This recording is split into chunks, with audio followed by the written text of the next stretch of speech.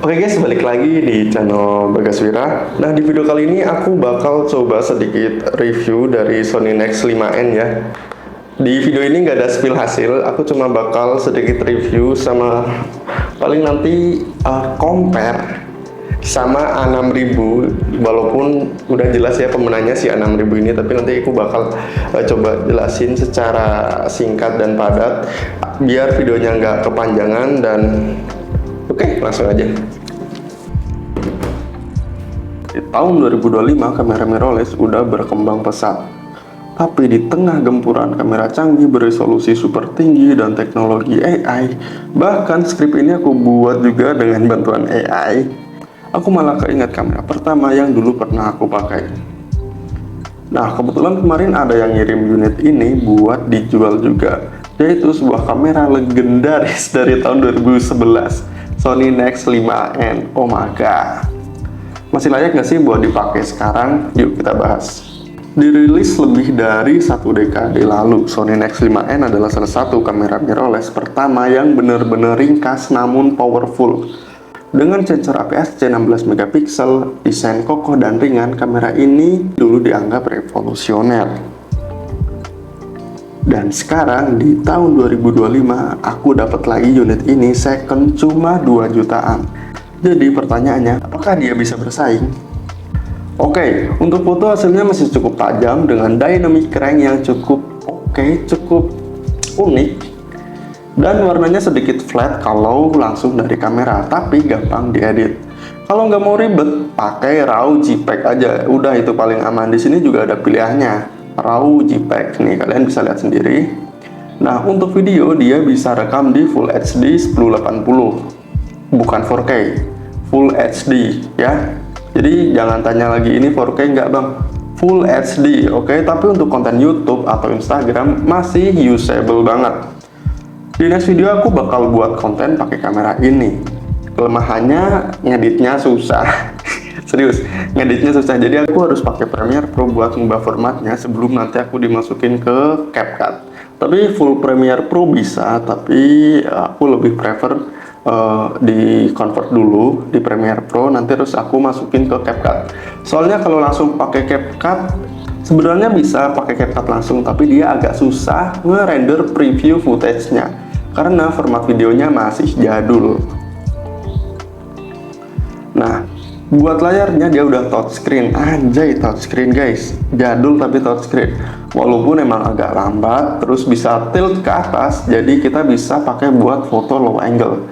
Tapi ini bukan flip screen ya, cuma mentok seberapa ya, mungkin ini 90 derajat kali ya, nggak nyampe tapi. Terus nggak ada cek mic juga, jadi kalau mau rekam audio kalian harus pakai mic eksternal. Oke, nggak ada jack audio, dia cuma ada port HDMI sama port USB.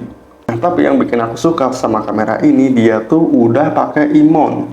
Artinya kita bisa pakai banyak lensa modern, bahkan bisa pakai lensa full frame Sony yang masih konsisten pakai e-mount. Yang nantinya lensa-lensa e-mount zaman sekarang bisa masuk ke kamera jadul ini. Selama 3 tahun dulu aku pakai sebelum aku beli A6000 ini, kamera ini udah bisa ngasilin banyak cuan. Nah, yang lebih enak lagi kalau dia dipasangin sama lensa 16mm, dia udah enak banget buat dibawa nyetrit. Oh ya, dia tuh nggak punya flash internal ya, jadi di sini aku pakai flash eksternal. Di paket pembeliannya udah ada flash eksternalnya kayak gini, dan cara pasangnya juga cukup gampang. Kalian tinggal colokin aja, terus dikencengin si bautnya, dan udah dia bisa buat pakai flash. Jadi kan kebanyakan dari kalian nanya, wah nggak ada flashnya gitu, nanti nggak vintage katanya. Aman, ini udah ada flash eksternalnya. Oke, tapi yang jelas ini bukan buat semua orang. Autofokusnya jujur lambat, nggak ada IBIS-nya, dan nggak bisa buat bikin video 4K. Oke, belum 4K. A6000 aja belum 4K.